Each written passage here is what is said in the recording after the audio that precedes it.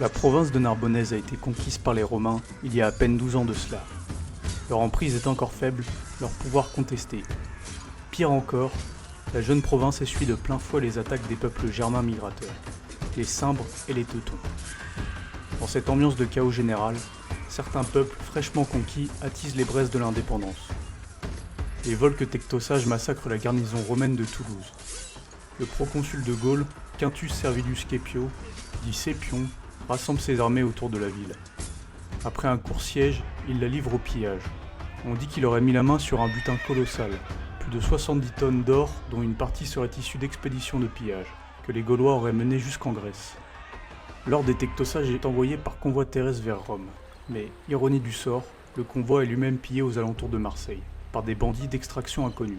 Sépion est rapidement soupçonné du forfait, rétrogradé et mis sous les ordres de Cneius Mallius Maximus, un Romain de basse extraction dont Sépion refuse de reconnaître l'autorité. La mésentente entre les deux hommes mène à la terrible défaite de la bataille d'Orange en -104, face aux Cimbres et aux Teutons. La quasi-intégralité des troupes romaines impliquées y est décimée, environ 120 000 hommes. Sépion survit, mais cette tâche de plus sur sa carrière le condamne à l'ignominie. Il est démis de toutes ses charges, dépossédé de ses propriétés et de sa citoyenneté romaine. Il finit sa vie en exil en Asie mineure, dans la misère la plus totale. Cette destinée humaine prouve qu'aucune conquête n'est jamais acquise. 20 ans après la prise de la Narbonnaise, les Gaulois étaient encore attachés à leur indépendance, attendant le bon moment pour se rebeller. Découvrons donc en détail chacun de ces peuples que les Romains rassemblèrent dans la plus ancienne province de Transalpine, en commençant par ceux à l'est du Rhône.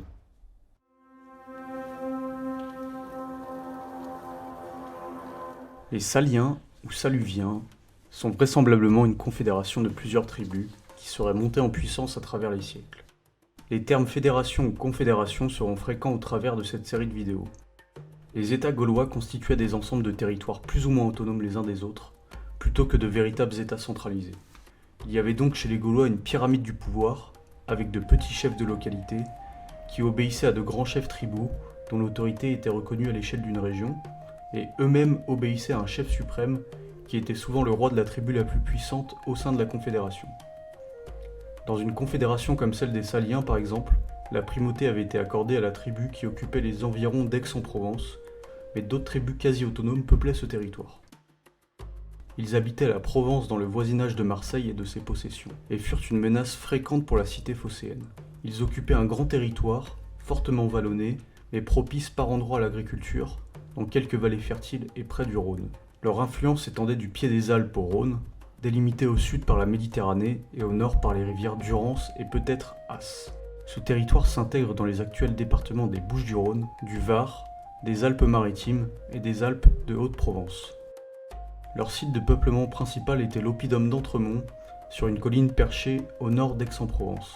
Ils contrôlaient aussi d'autres sites fortifiés stratégiques, Saint-Blaise, port commercial entre étangs de Berre et Méditerranée, Glanum, point de passage et péage dans les Alpilles, Roquepertuise, un sanctuaire religieux où l'on trouva de nombreuses statues gauloises, et une multitude de sites de hauteur fortifiés nommés Oppida.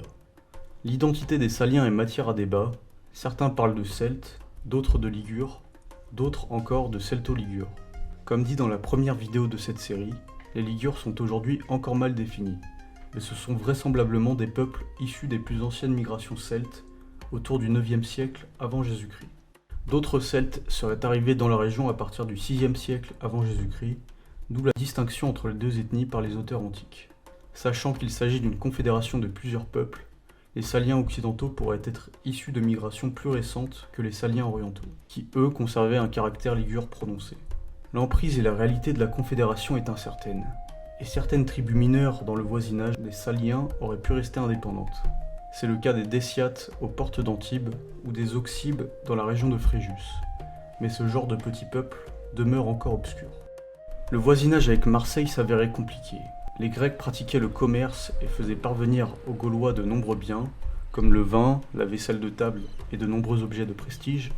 Tout cela pour leur permettre d'accéder aux flux commerciaux continentaux qui leur permettaient de mettre la main sur des matières premières, des ressources convoitées comme l'ambre et l'étain, ou encore des esclaves.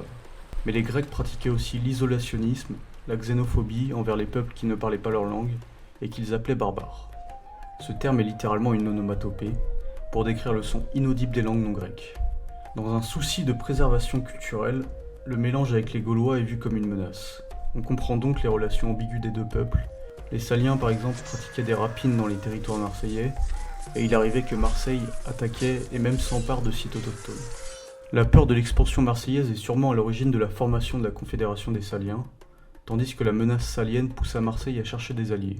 Le plus important est Rome, qui conclut un traité d'amitié en moins 218, ce qui poussera à la conquête de la Narbonnaise moins d'un siècle plus tard. En moins 122, tout le territoire des Saliens a été conquis par le proconsul Caius Sextus Calvinus, qui fonde Aquae Sextiae, Aix-en-Provence. Les oppidales les mieux fortifiés sont abandonnés, leur population déplacée dans les plaines pour un meilleur contrôle. D'autres sites stratégiques comme Glanum, Saint-Blaise ou Arles deviendront des villes romaines. Le bloc salien, lui, ne se maintiendra pas sous l'Empire, mais sera divisé en plusieurs civitates. Il y a par exemple celle d'Arles, d'Aix-en-Provence ou encore de Fréjus. Cette dernière, par exemple, est une ville fondée par Jules César à l'époque de sa conquête de la Gaule.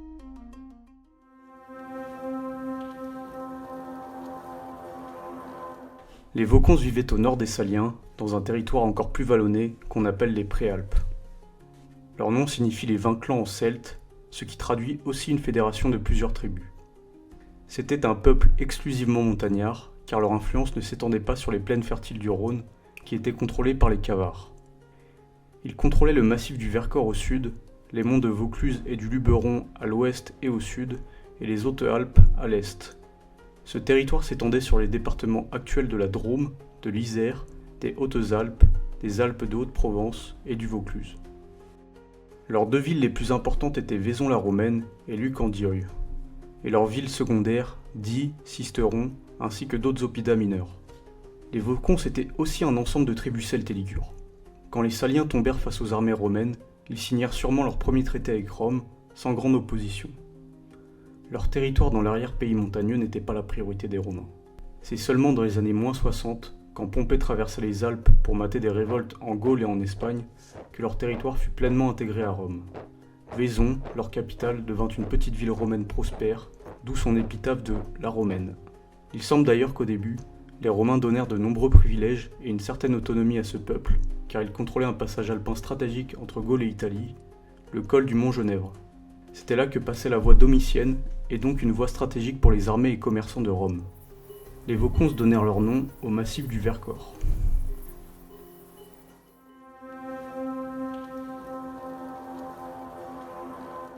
Les Cavars occupaient les plaines à l'ouest des Vaucons et à l'est du Rhône. Leur nom signifie les héros ou les vaillants en celte. On retrouve ce terme dans le breton Caour. Leur frontière sud était la rivière Durance, et leur territoire au nord s'étendait probablement jusqu'à la rivière Isère. Ce territoire s'inclut dans les départements du Vaucluse et de la Drôme. Leur capitale était Avignon, ville qui aurait été fondée par les Marseillais et qui comprenait une population mixte gréco-celte. Leurs autres villes étaient Carpentras, Cavaillon, Montélimar, ainsi que d'autres oppidats mineurs. Les Cavars étaient aussi une confédération de plusieurs tribus celtes. Rivaux des Saliens, ils étaient des alliés de Marseille, puis lors de la conquête de la Narbonnaise, de Rome. Ils semblent donc s'être soumis à Rome volontairement, et leurs villes furent maintenues. Les Romains fonderont sur leur territoire les colonies de citoyens d'Orange et de Valence. Ils donneront leur nom à Cavaillon.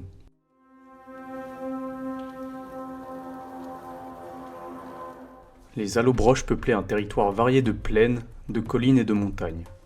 Leur nom voudrait dire en celte « ceux qui viennent d'un autre pays ». C'est chose assez inhabituelle pour un peuple que de se qualifier étranger à la terre qu'il habite, mais cela traduirait une conscience ancestrale d'avoir migré d'un territoire à un autre.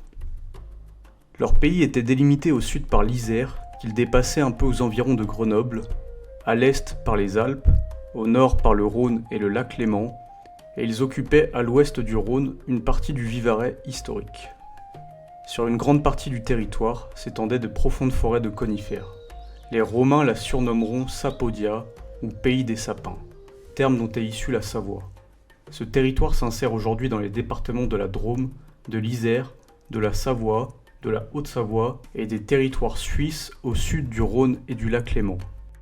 La capitale des Allobroges était Vienne, et leur principale ville était Grenoble, Annecy ou encore Chambéry. Les Allobroges étaient aussi une confédération de plusieurs peuples celtes, Selon la légende, ils auraient été hostiles au passage des armées d'Hannibal, le général carthaginois qui voulait passer par les Alpes pour envahir l'Italie. Hannibal aurait été contraint de leur livrer bataille et aurait décimé leurs troupes dans une des vallées alpines. Lorsque les Romains envahissent la Narbonnaise, les Allobroges s'allient aux Arvernes, une puissante tribu du Massif central. Leur coalition est battue une première fois en 122 près d'Avignon et une deuxième fois en 121 près de Valence, ce qui contraint les Allobroges à se soumettre. L'histoire d'un éventuel pillage de leur ville par les Romains nous est inconnue, mais on sait qu'ils subirent de lourds impôts dans les premières décennies de leur soumission. Cette situation insupportable les pousse à la révolte en 62, mais ils sont matés en 58 et ne seront plus impliqués dans des rébellions par la suite. Mieux, l'événement qui déclencha la guerre des Gaules, la migration des Helvètes, menaçait directement le territoire des Allobroges. Ils seront donc un soutien actif de César au début de sa campagne. Vienne, leur capitale, deviendra l'une des plus importantes villes de Gaule romaine.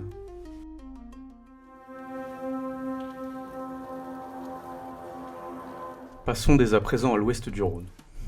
Les Helviens étaient un petit peuple du contrefort est du Massif central. Leur nom signifie en celte « les nombreux », ce qui peut s'avérer comique quand on sait l'étendue de leur territoire et leur importance politique très relative. Leur pays était délimité à l'est par le Rhône, au nord par le Doubs, à l'ouest par les monts d'Ardèche et au sud par les rivières de l'Ardèche et de la Cèze. Ils s'insèrent donc dans les départements de l'Ardèche et du Gard. Vivant sur un territoire vallonné, sec et rocailleux, mais parsemé par endroits de vallées fertiles, les Helviens étaient plus éleveurs qu'agriculteurs. On peut alors imaginer qu'ils étaient peu nombreux, car les peuples les plus populeux sont ceux des cultivateurs. Leurs oppidas furent assez modestes, et dans l'ensemble encore mal connus aujourd'hui. Leur capitale devait être l'oppidum de Jastre Nord, près de Lussas. Les Helviens semblent être un peuple unique plus qu'une confédération. Ils se soumirent sans violence lors de la chute des Saliens et des Allobroges, et resteront par la suite des sujets fidèles de Rome, et les Romains fonderont sur leur territoire Alba la Romaine, qui sera leur chef-lieu sous l'Empire.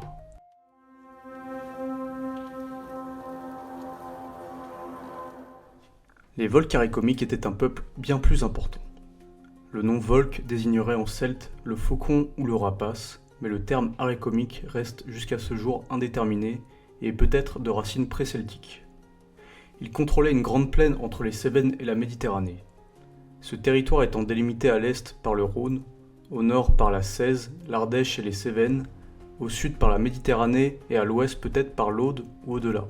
Il était donc à cheval entre les départements du Gard, de l'Hérault et de l'Aude. Les Arécomiques contrôlaient plusieurs sites d'importance. Nîmes, leur capitale, Alès, Castelnau-le-Lez, Lattes, Pézenas, Béziers, les oppidas de Nage, d'Ambroussoum, d'Ancérune et bien d'autres. Strabon fait de ce peuple l'un des plus prospères et populeux de la Gaule.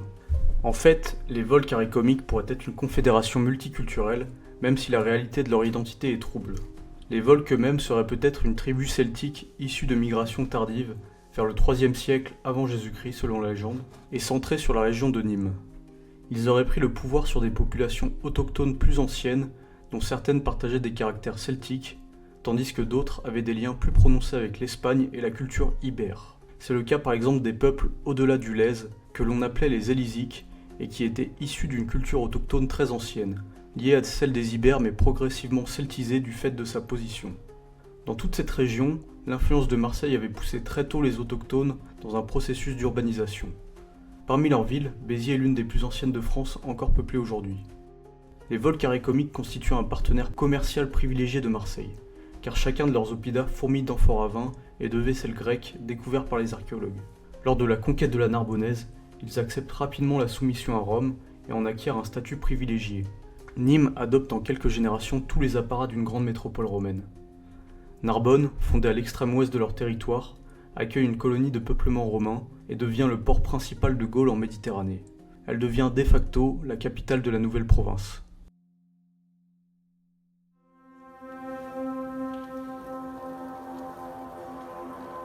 Comme les Arécomiques, les Tectosages sont appelés Volques et seraient issus des mêmes migrations, mais auraient formé un autre peuple autonome. Tectosage voudrait dire en celte « chercheur de biens » ou « chercheur de toit », traduisant le caractère migrateur voire pillard de ce peuple.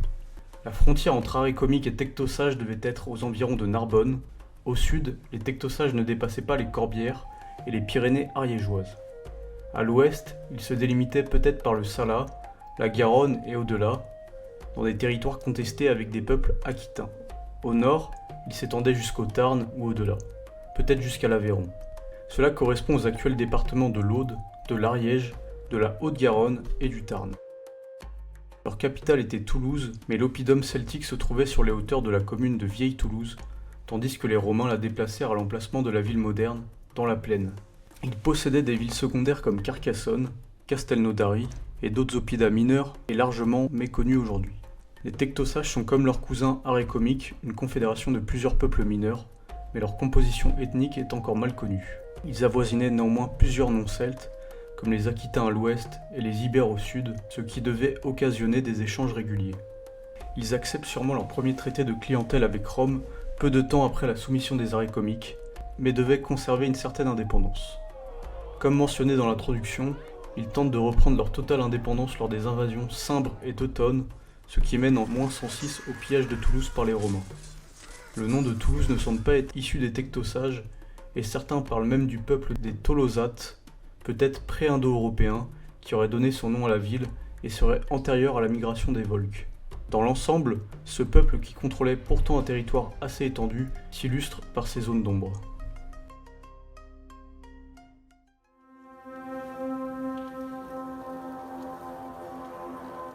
Au sud des Corbières vivaient des peuples indépendants des confédérations volsques, dans cette région historique que l'on appelait le Roussillon.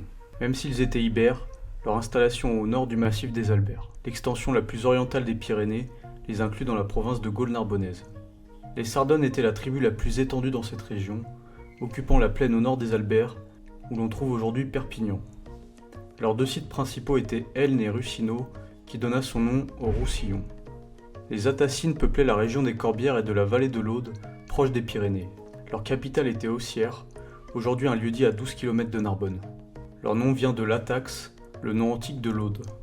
On trouvait au sud de ces peuples, dans les vallées pyrénéennes, les Cérétins, qui ont donné leur nom à la Cerdagne et à la ville de Céret. Mais ce peuple fut conquis antérieurement à ses voisins du nord, lors des campagnes d'Hispanie contre Carthage. Ils étaient donc considérés comme faisant partie du territoire d'Hispanie tarraconaise sous l'Empire romain.